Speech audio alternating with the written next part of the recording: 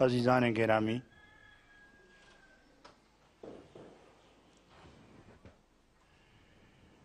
آپ لوگ جس محبت اور شرف انسانیت کے احساسات کے تحت جس طرح درویشوں سے، دین سے، سچائی اور حقانیت سے محبت کرتے ہیں، یہ فطرتی پاکیزگی کی علامت ہے۔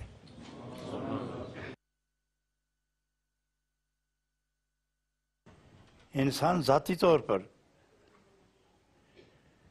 شرف، بزرگی، وقار اور ساری مخلوق میں امتیازی حیثیت کا مالک ہے۔ انسان کی آرزو یہ ہوتی ہے، انسان کی آرزو ہمیشہ یہی رہی ہے کہ مجھے دنیا بھر کی کامیابیاں نصیب ہوں، میرا گھر سب سے اچھا ہو، میری اولاد سب سے زیادہ باکمال بھی ہو، علم و عمل میں سب سے آگے ہو، روب، تاج، دولت، راج میں اور میری اولاد وہاں پہنچیں جہاں دوسرا صرف دیکھ سکے، پہنچ نہ سکے۔ خواہش ہوتی ہے دنیا میں رہنے والوں کی۔ یہ وہ لوگ ہوتے ہیں جن کی توجہ فنا کی طرف ہے۔ یہ دنیا میں رہتے ہیں تو نام نہیں رہتا، دنیا چھوڑتے ہیں تو نام نہیں ہوتا، اٹھتے ہیں تو نام نہیں ہوتا۔ ایک جماعت اور ہے جو دنیا میں رہ کر دنیا کے ساز و سامان سے وابستہ ہو کر والدین، بیوی، بچے، جائیداد، ان سب سے رابطہ رکھنے کے باوجود ان کی ساری توجہ، ان کے خیالات سب کے سب بقا کی طرف ہوتے ہیں۔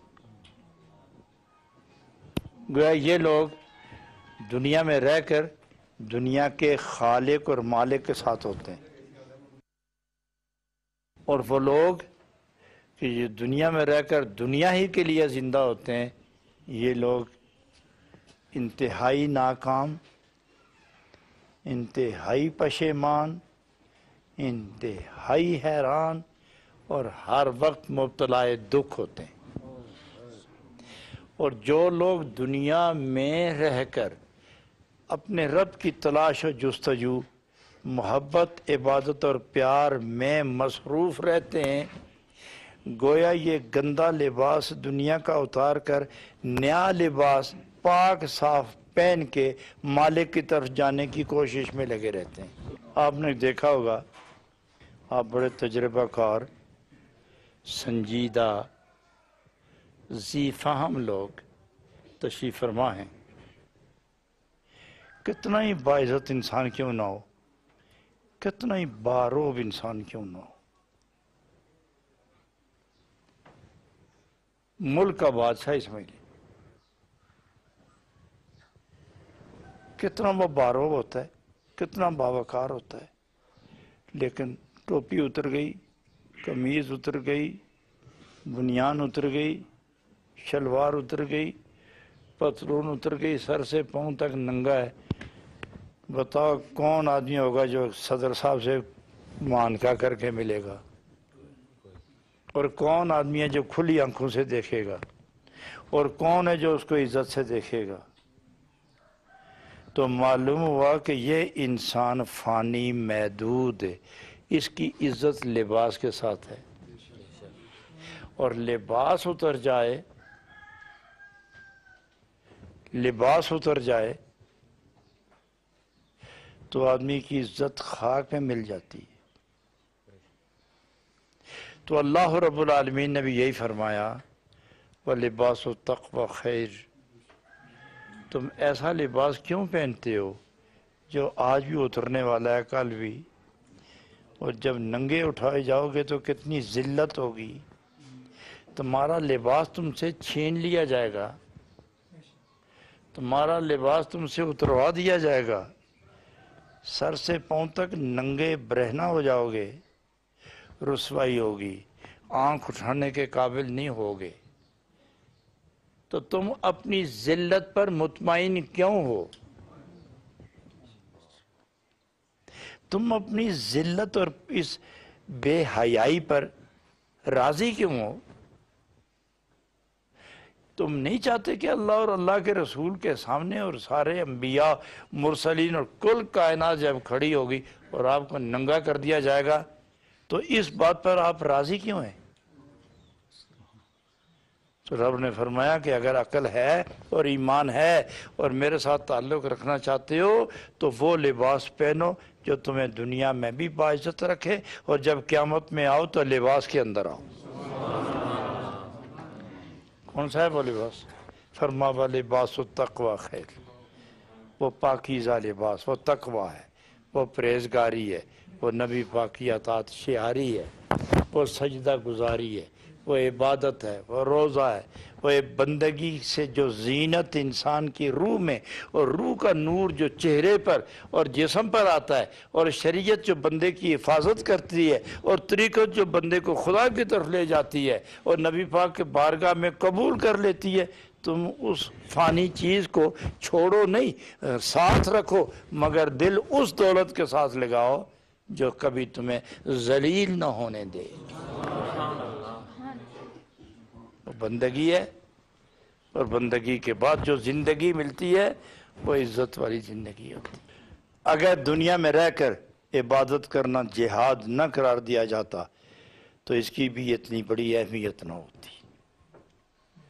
معلوم ہوا کہ دنیا میں رہنا اور خدا کا تعلق اور نبی پاک علیہ السلام کا تعلق برقرار رکھنا، گناہوں سے بچنا اور نیکیوں کو سینے سے لگائے رکھنا، یہ جہاد ہے، جہاد۔ اور جہاد کی دو قسمیں، ایک چھوٹا جہاد ہے، ایک بڑا، جو وطن کا، جو انسانی جانوں کا دشمن ہو وہ چھوٹا ہے، جو ایمان و اسلام کا دشمن ہے وہ بڑا ہے۔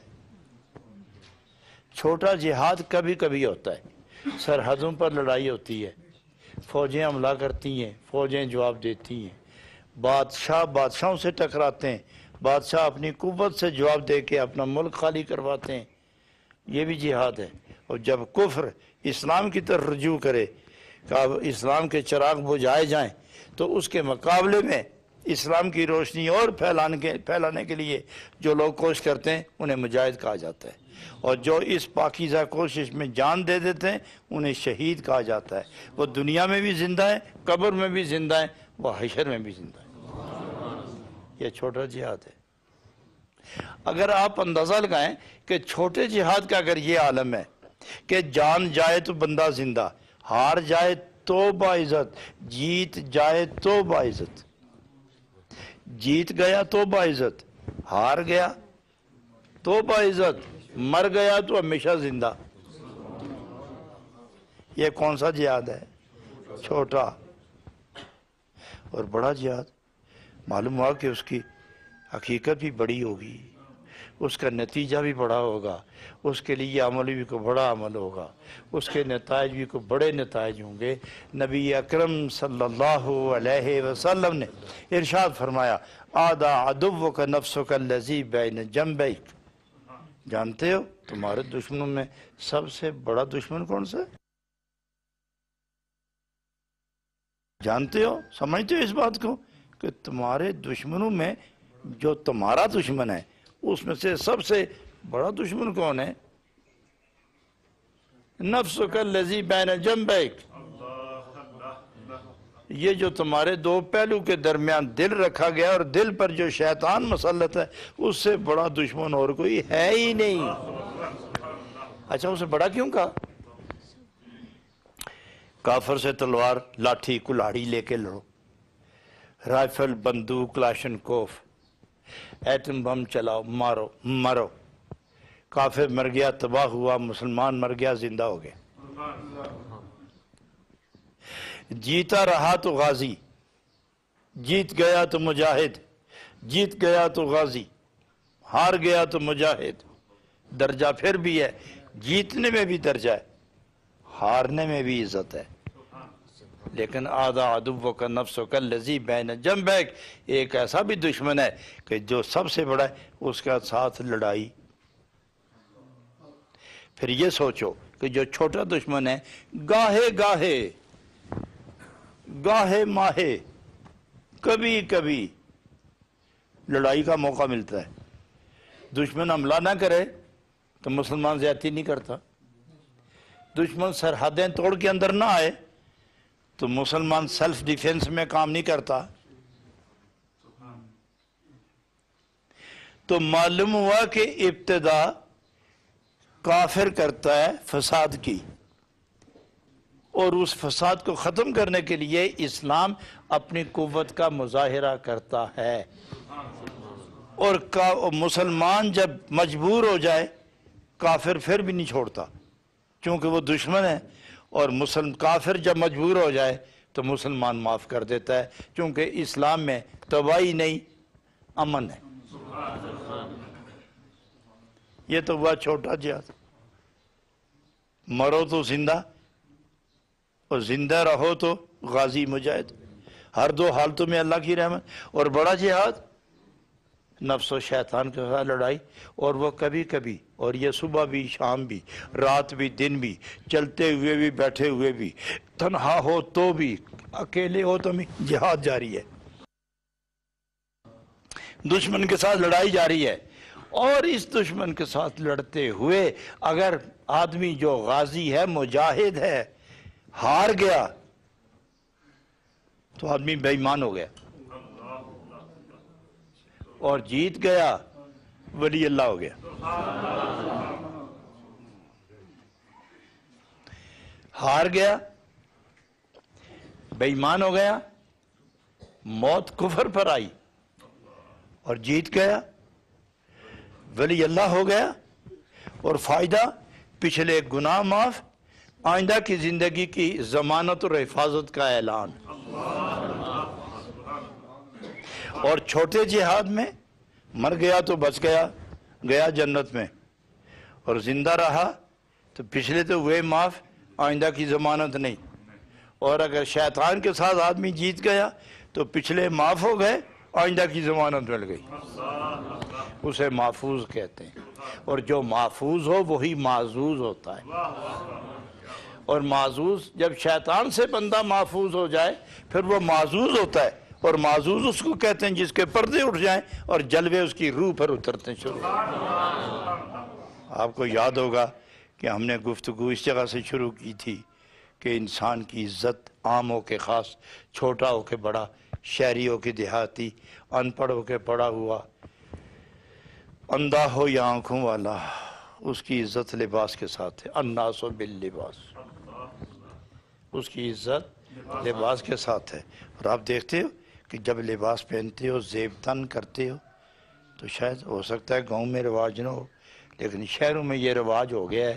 اور آج کل گاؤں بھی تو شہر سے کیفیت متاثر ہونے میں دیر نہیں کرتے، بڑے قد آدم شیشے ہوتے ہیں اور ان کے سامنے بندہ کھڑا ہو جاتا ہے، بٹن دیکھتا ہے، کالر دیکھتا ہے، آستین دیکھتا ہے، کپڑا دیکھتا ہے، سمجھے، تو دیکھتا ہے کہ داغ نہ ہو۔ کیونکہ اب میں نے گھر کی حدود سے باہر نکلنا ہے، لوگوں کو سب سے پہلی نظر میرے چہرے پر پڑے گی، پھر میرے لباس پر پڑے گی، تو کوئی جو انگلی اٹھائے گا، اعتراض کرے گا، بدنمائی ہوگی، جگ ہنسائی ہوگی، تو شیشے میں کھڑے ہو کر دیکھ لو تاکہ کوئی انگلی نہ اٹھائے، ہنسے کوئی نہ۔ اپنی عزت کے لیے آپ کیا نہیں کرتے، کیسے کپڑے پہنواتے ہیں، استری کروا کے پہن کے، پھر بھی تمہیں یقین نہیں ہوتا، اور شیشے کے سامنے کھڑے ہوتے ہو، کبھی دائیں طرف کبھی بائیں طرف، اور کبھی چہرہ دیکھتے ہو، کبھی آنکھیں، کبھی بال سیدھے کرتے ہو، کبھی ٹوپی سجاتے ہو، کبھی کیا نہیں کرتے، کس لیے؟ عزت لباس میں۔ تو رب نے فرمایا یہ تو آج بھی نہیں اور کل بھی نہیں، اتر جائے گا یہ لباس، تم فانی عزت کے لیے فانی اسباب مہیا کرتے ہو، میں تمہیں کہتا ہوں اس فانی زندگی کو دائمی بنانے کے لیے دائمی لباس پہنو، دائمی لباس پہنو۔ اور وہ کون سا؟ لباس التقوی خیر، لباس التقوی خیر، وہ تو تقوی کا لباس ہے۔ آنکھ پر لباس لگاؤ، زبان پر لباس آئے، اور پھر دنیا کا لباس فانی، یہ آنکھوں پر آئے تو آنکھوں پر آئے تو آنکھیں بند ہوتی ہیں، زبان پر آئے تو زبان بولتی نہیں، کان پر آئے تو بند ہوتا ہے، ناک پر آئے تو سونگھنے کا اثر ختم ہو گیا۔ یہ دنیا کا لباس اگر یہ آ جائے تو بند کرتا ہے، اور رب فرماتا ہے لباس تقوی کا آنکھ پر آ جائے تو اس دو کی چار ہو جاتی ہیں، اور زبان پر وہ لباس آ جائے تو زبان سے جو نکلے رب وہی قبول کرتا ہے، اور جب کان پر وہ لباس آ جائے تو دور کی بھی سنتا ہے، نزدیک بھی سنتا ہے، اور جب ہاتھ پر وہ لباس آ جائے ہوتا ادھر ہے، کام کہیں نہ کہیں کرتا ہے وہ۔ دیکھو اب تفسیر میں آتا ہے کہ یوسف علیہ السلام کو زلیخا لے کے گئی 7ویں کوٹری کے اندر، پتہ ہے نا آپ کو، 7ویں کوٹری کے اندر لے گئی، دروازے بند کرتی گئی، تالے لگاتی گئی، وہاں جا کے بیٹھا، بتوں پر پردہ ڈال دیا۔ تو حضرت یوسف علیہ السلام کو پریشان نہیں ہوئے، آپ نے بڑے آرام سے پوچھا یہ کیا ہے؟ انہیں پتا تھا اپنے انجام کا کہ یہ کرتی کیا ہے، وہ ہم نے کرنا کیا ہے، ہر ایک کو اپنا پتا ہوتا ہے، یہ کیا کرتی ہے اور ہم نے کرنا کیا ہے، ہم نے کیا کرنا۔ تو بڑے آرام سے پوچھا کیا ہے یہ بت ہے، بت کیا کام کرتے ہیں یہ؟ بس یہ ان کے سامنے سجدے ہوتے ہیں، اچھا تو پھر اتنا یہ تمہارے محبوب ہیں تو ان کو چھپایا کیوں؟ محبوب کو بھی کبھی چھپایا جاتا ہے؟ وہ محبوب ہی کیا ہے جس کو چھپایا جائے؟ محبوب تو وہ ہے کہ ہر ایک کے سامنے دکھایا جائے، اور دیکھو تو صحیح، تو چھپایا کیوں؟ پھر ان سے شرم آتی ہے تو آپ مسکرائے، اللہ غنی، آپ مسکرائے، فرمایا ان بتوں سے، ان پتھروں سے تمہیں حیا آئی، جو نہ دیکھتا ہے، نہ سنتا ہے، نہ بولتا ہے، نہ پکڑتا ہے، نہ کھاتا ہے، نہ پیتا ہے، نہ اٹھتا ہے، نہ چلتا ہے، نہ چلاتا ہے، نہ روکتا ہے، نہ بولتا ہے، کچھ بھی نہیں، اس سے تم حیا کرتی ہو جو تیرے ہاتھ کا بنایا ہوا ہے، تم اس سے زیادہ طاقتور ہو، وہ تمہیں توڑنا چاہے تو کچھ نہ کر سکے، تم اسے لٹانا چاہو تو لٹا سکتی ہو، توڑنا چاہو تو توڑ سکتی ہو، تمہیں سے حیا آتی ہے۔ تو جو 24 گھنٹے میرے ساتھ ہے، جو میری نظر میں بھی ہے، فکر میں بھی ہے، ذکر میں بھی ہے، روح میں بھی ہے، تن میں بھی ہے، من میں بھی ہے، ظاہر میں بھی ہے، باطن میں ہے، دو جہان جس کے قبضے وہ میرے سامنے ہے، تمہیں اس سے حیا آتی ہے، مجھے تو اس پر نظر لگی ہوئی ہے، مجھے بھی اس سے حیا آتا ہے، لیکن اس کی مرضی ہے کہ میں تمہیں راہ راست پہ لاؤں، اس لیے خاموش بیٹھا ہوں، بولو کیا چاہتی ہو تم؟ جب اس نے اپنے مرضی کا خیال کیا، اظہار کیا، تو حضرت یعقوب علیہ السلام وہ مصر میں، کنعان میں، وہ کنعان میں، یہ مصر میں، تو حضرت یعقوب علیہ السلام یہ سب منظر دیکھ رہے ہیں، ادھر جدائی میں رو رہے ہیں، ادھر دیکھ رہے ہیں، پوچھتے ہم کہ جب دیکھ بھی رہے ہو اور جدائی کا راگ بھی الاپ رہے کہ ہم جدا ہیں اور نظر میں رکھے ہوئے، پھر جدائی کا کی؟ فرمایا ادھر بشریت ہے، ادھر جلوہ رسالت ہے، ادھر جلوہ رسالت ہے، ادھر تقاضائے بشریت ہے، بشریت کے تحت جدائی کا اثر ہے، رسالت کے تحت حجاب ہی نہیں ہے۔ فَضَرَبَ يَدَهُ عَلَى صَدْرِهِ، پڑھ کے دیکھو تفسیر خازن، فَضَرَبَ يَدَهُ عَلَى صَدْرِهِ، حضرت یعقوب علیہ السلام نے یوسف علیہ السلام کے سینہ مبارک پر ہاتھ رکھ لیا،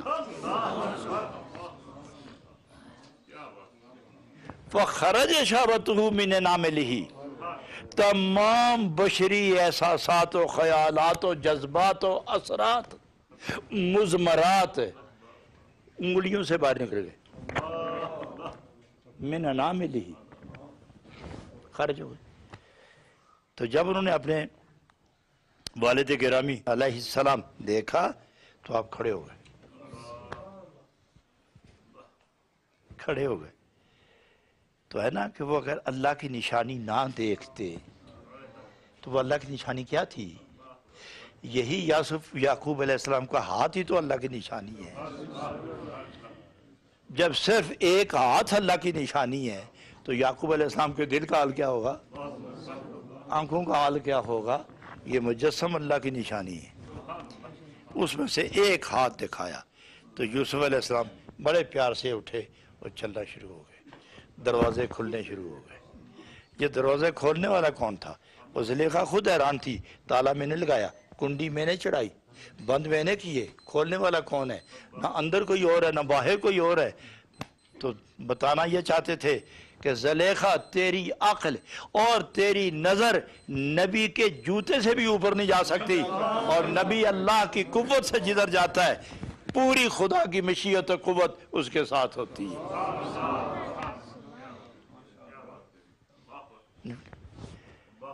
اب واپس آؤ اپنی منزل پر۔ دیکھا آپ نے کہ لباس تقوی نے کیا کام کیا؟ دیکھتے ہو کہ لباس تقوی نے کیا کام کیا؟ طہارتیں کیا جلوے دکھاتی ہیں اور پاکیزگی کیا نور اتارتی ہے۔ یہی تو حکم ہے کہ تمہیں یہ اٹکل نہیں ہے، تمہیں کچھ حاصل نہیں ہوگا۔ تم اپنے آپ کو شیشے کے سامنے کھڑے ہو کر سنوارتے ہو نا، سنوارتے ہو اور لباس دیکھتے ہو، اور میں تمہیں مشورہ دیتا ہوں بلکہ حکم دیتا ہوں کہ تم وہی لباس پہنو جو لباس تمہیں عزت دے، اور وہ عزت کہ جو جب قبر میں جاؤ تو صرف اتنا پوچھا جائے کہ تم جس کی مخلوق ہو اس اپنے خالق کو جانتے ہو؟ تو وہ پکار اٹھے سجدے میں کس کو کرتا رہا؟ یہ سردیوں گرمیوں میں جب پچھلی رات کھڑے ہو کر خاندان سویا رہا اور میں ہاتھ باندھ کے اس کی تسبیح کرتا رہا، جانتا نہیں اس کو؟ میں اپنے مالک کو نہیں جانتا؟ اچھا، یہ ایک اور ذات گرامی تشریف فرما ہوئی ہیں، اور جس کے آنے سے اندھیرا مٹ گیا، جس کے آنے سے بے چینی ختم ہو گئی، جس کے آنے سے نورانیت آ گئی، جس کے آنے سے بال جاگ اٹھائے۔ جانتے ہو یہ کون؟ جانتے ہو یہ کون؟ یہی تو ہیں جو میرے اور میرے خدا کے درمیان وسیلہ ہے۔ تو پھر اسے حکم ہوتا ہے چونکہ تو ایسا لباس پہن کے آیا ہے کہ ادھر بھی دیکھ رہا ہے ادھر بھی دیکھ رہا ہے، قبر میں آ گیا ہے، اور نبی پاک نے فرمایا ایسے لوگ جو مجھے جانے، ایسے لوگ جو مجھے پہچانے، ایسے لوگ جو رب کی بارگاہ میں سجدہ ریزی کا سلسلہ نہ توڑے، ان کے لیے یہ قبر نہیں ہوتی، روضہ من ریاض الجنہ۔ یہ تو ایک رسم ہے، یہ تو ایک رسم ہے۔ زمین کھودو، 2-2.5 فٹ نیچے جاؤ، 2.5 فٹ چوڑی کر دو اور یہاں لٹا دو، تو نبی پاک فرماتے ہیں تم اس مومن کی قبر کو قید خانہ تو نہ سمجھنا، یہ جنت کی کھلی فضائیں ہوتی ہیں۔ آپ سوچتے ہوں گے کہ ادھر بھی ایک قبر ہے ادھر بھی ایک قبر ہے، درمیان میں ایک مومن با خدا کی قبر ہے، وہ کھل کیسے گئی؟ اور اگر دائیں بائیں جہاں تک اس کی نظر جاتی ہے اتنی قبر کھلتی ہے، تو وہ جو قبرستان باقی ہے وہ کہاں گیا؟ تو میں آپ سے ایک بات پوچھوں بڑی آسان، آپ جو یہاں تشریف فرما ہیں اپنے گھروں کی طرف خیال لے جائیں، شہروں کی طرف خیال لے جائیں، جہاں جہاں زندگی میں آپ گھومے پھریں خیال لے جائیں، وہ سب کچھ آپ کے دماغ میں آ گیا۔ دماغ تو ایک ناخن اتنی جگہ ہے ساری، جہاں قوت حافظہ ہے نا وہ ایک ناخن اتنی ہے، یہاں آپ نے کتنی جگہ سمائی ہوئی ہے، اور اس کے اندر جو اعلیٰ بلا آپ نے جمع کر رکھا ہے اس کے ہوتے ہوئے اتنا سارا کچھ جو آپ دیکھ رہے، تو خدا قادر مطلق ہے، ان اللہ علی کل شیء قدیر، جو آپ کے چھوٹے سے دماغ میں اتنی وہ سطح پیدا کر رہا ہے کہ کہیں ٹکراؤ نہیں ہوتا، وہ قبر کو کھول کے جنت نہیں بنا سکتا۔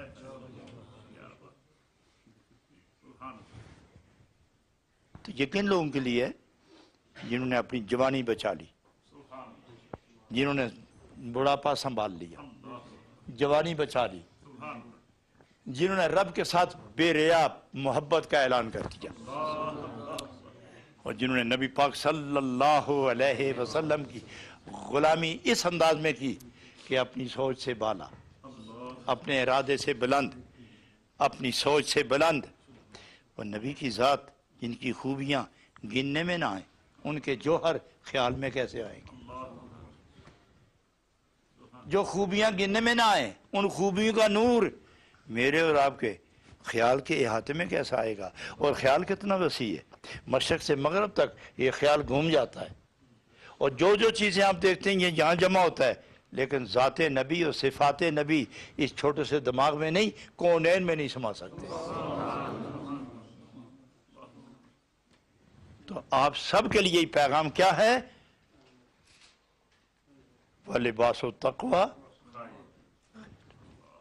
پاکیزہ زندگی۔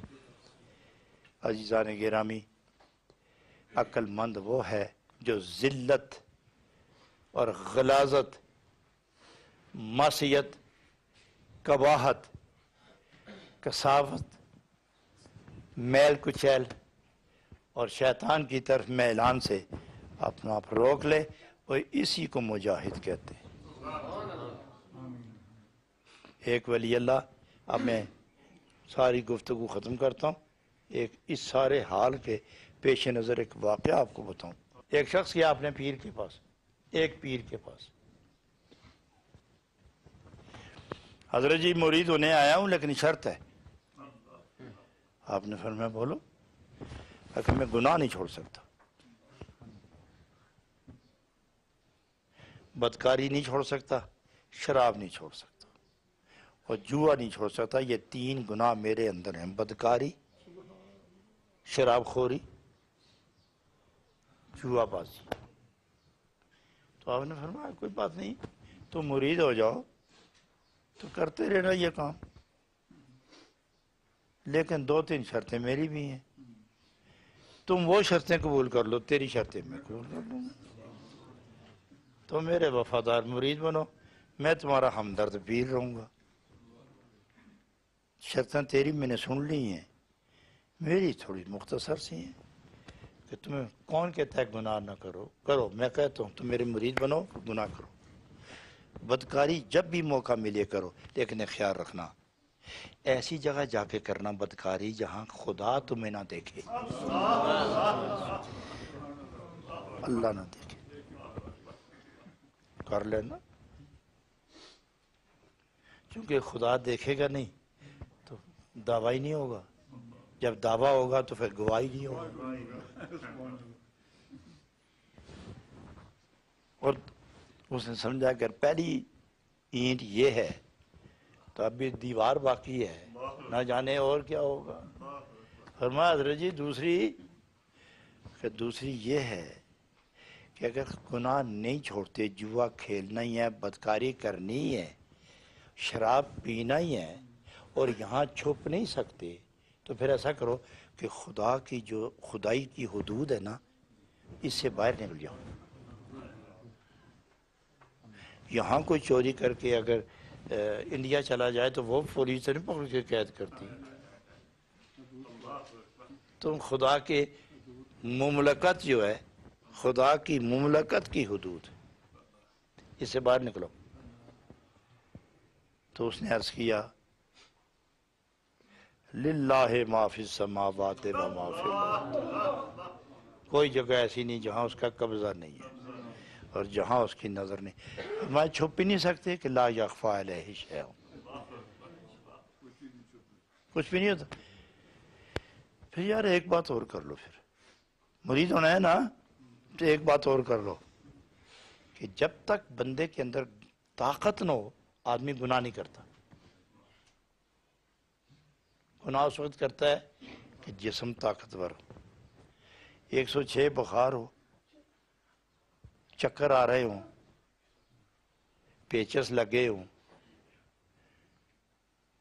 اس کو کوئی کہے کہ گناہ کرے گا؟ صحت مند ہی کرے گا نا۔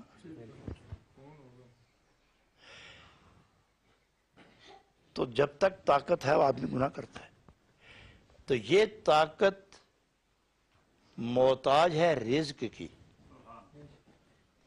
ہوا کی، پانی کی، میوہ جات کی، جو چیز اللہ نے پیدا فرمائی اور تم کھا کے طاقت محسوس کر کے جوان بن کر گناہ کرتے ہو، اللہ پوچھے گا نا نعمت تو نے میری کھائی، گناہ تو نے نافرمانی میری کی ہے، کیوں کیا تم نے ایسا؟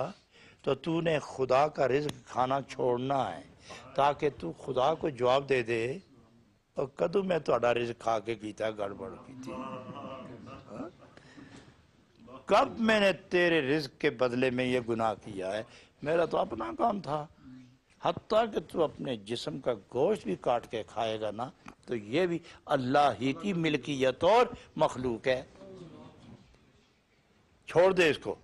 کہتے حضرت ناممکن، تو فرمایا پھر ایک کام اور کر لے، تو ساری شرطیں نہ پوری کر، ایک اور پوری کر لے کہ جب اسرائیل آئے گا نا سانس نکالنے کے لیے آکڑ کے بیٹھ جانا، صبر کر، میں نماز پڑھوں گا ابھی 2 3 4 نفل، پھر میں معافی مانگوں گا، جب ادھر سے جواب آئے گا کہ میں راضی ہو گیا ہوں پھر روح نکالنا، لا یستاخرون ساعۃ ولا یستقدمون، یہ ناممکن ہے کہ ایک لمحہ آگے پیچھے ہو جائے۔ اچھا پھر ایسا کرو، یہ بھی نہیں کر سکتے، پھر ایک کام اور کر لینا، جب قبر میں جاؤ آکڑ کے بیٹھ جانا، سوال جواب آئیں گے نا فرشتے، وہ توبہ توبہ، وہ تو بہرے ہوں گے گونگے ہوں گے، وہ تو چھوڑتے ہی نہیں، پکڑ کے مروڑ کے ہڈیاں توڑ کے رکھ دیتے۔ تو فرمایا اچھا یہ بھی نہیں کر سکتے؟ نہیں، تو پھر ایسے کرنا کہ قیامت والے دن جب رب فرمائے کہ جاؤ جہنم، خذوہ فغلوہ ثم الجحیم صلوہ، پکڑو جکڑ کے اٹھا کے جہنم پھینکو، آکڑ جانا میں نہیں جانتا ادھر، میں نہیں جانتا، میں نہیں جاؤں گا۔ تو عرض کیا حضور یہ نہیں ہو سکتا، فرمایا یہ کچھ بھی نہیں ہو سکتا تو پھر مرید ہو جاؤ اور گناہ چھوڑ دو، پھر مرید ہو جاؤ گناہ چھوڑ دو، اتنی سی بات ہے، اتنی سی بات ہے کہ جب گناہ کرتے ہو تمہیں خدا یاد نہیں آتا؟ اللہ کا غضب اور جوش، اس کا جلال اور اس کی کبریائی، جہنم اور اس کے بھڑکتے شعلے، دوزخ اور اس کے ابلتے اور لپکتے شعلے تمہیں یاد نہیں آتے؟ حضرات اللہ کی رضا حاصل کرو، گناہوں سے توبہ کرو اور تکبر نہ کرو۔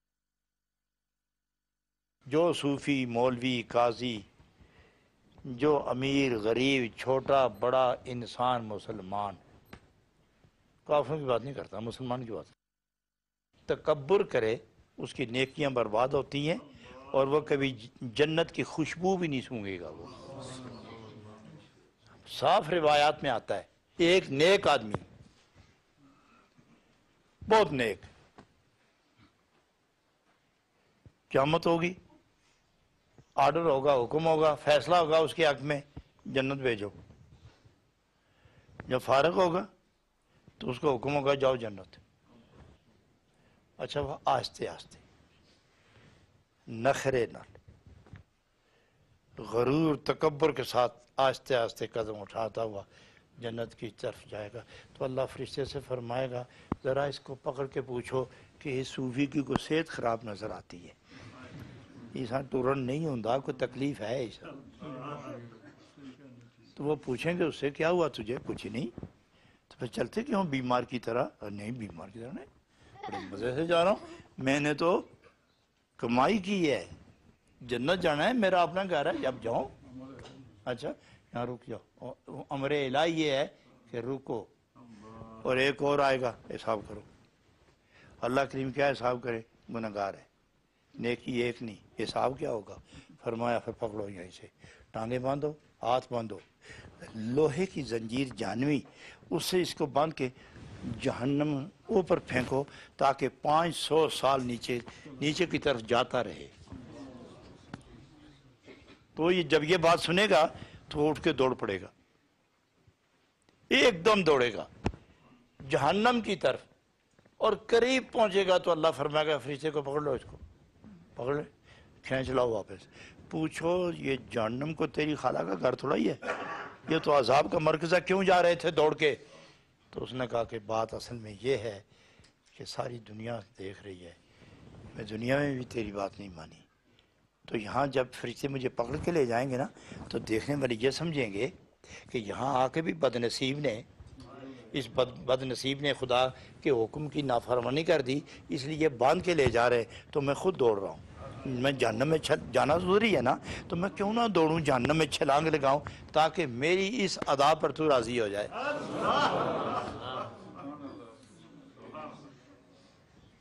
ہم ہجر کی شب تیرے تصور کی بدولت دوزخ میں بھی کرتے رہے جنت کا نظارہ۔ اللہ کریم تو دل جانتا ہے نا، دیکھتا ہے، جانتا ہے۔ میں عرض کروں، میں سچ بولتا ہوں کہ میں تیرے لیے جہنم میں جا رہا تھا، رب نے فرمایا کہ رک جاؤ، اس کو روکا تو حکم ہوا کہ وہ جو نیک آدمی نخرے تکبر کے ساتھ چل رہا تھا نا، اس کی ایک آنکھ نکالو، پلڑے میں رکھو، ساری نیکیاں دوسرے پلڑے میں رکھو، وزن کرو، آنکھ بھاری نکلی، ساری نیکیاں کم نکلیں۔ اللہ نے فرمایا دوسری آنکھ، ناک، زبان، دل، دماغ، جسم، تن، من، بیوی، بچے، ماں، باپ، جائیداد، مکان، یہ سب نعمتیں میری، ان کا بدلہ کون دے گا؟ یہ تو ایک آنکھ کا بدلہ بھی نہیں ہوا، تو تم کس طرح میری نعمت کا تم بدلہ دو گے؟ لہٰذا بہتر یہ ہے کہ جو میری رضا کے لیے دوزخ کی طرف دوڑ رہا تھا، یہ تیری جگہ ادھر جائے گا، اور تو تکبر اور نیکیاں لے کے ادھر جہنم میں چلا جا۔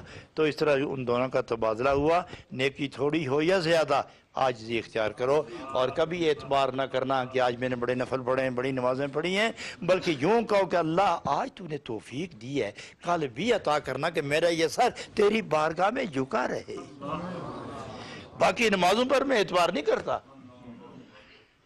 یہ نمازوں پر اعتبار نہیں کرتا، نہ میں عمل پر اعتبار کرتا ہوں، میں تیری رحمت، تیرے کرم اور تیرے محبوب کی شفاعت پر اعتماد کرتا ہوں، تو اللہ راضی ہو جاتا ہے ان سب سے۔ حضرات گرامی، وہ لباس التقوی خیر، لباس پہنو وہ لباس جو نہ اترے، وہ طہارت ہے، عشق رسول ہے، حب نبی ہے، نبی پاک کی غلامی کا لباس ہے، جس کو وہ مل گیا عرش سے آگے نکل گیا۔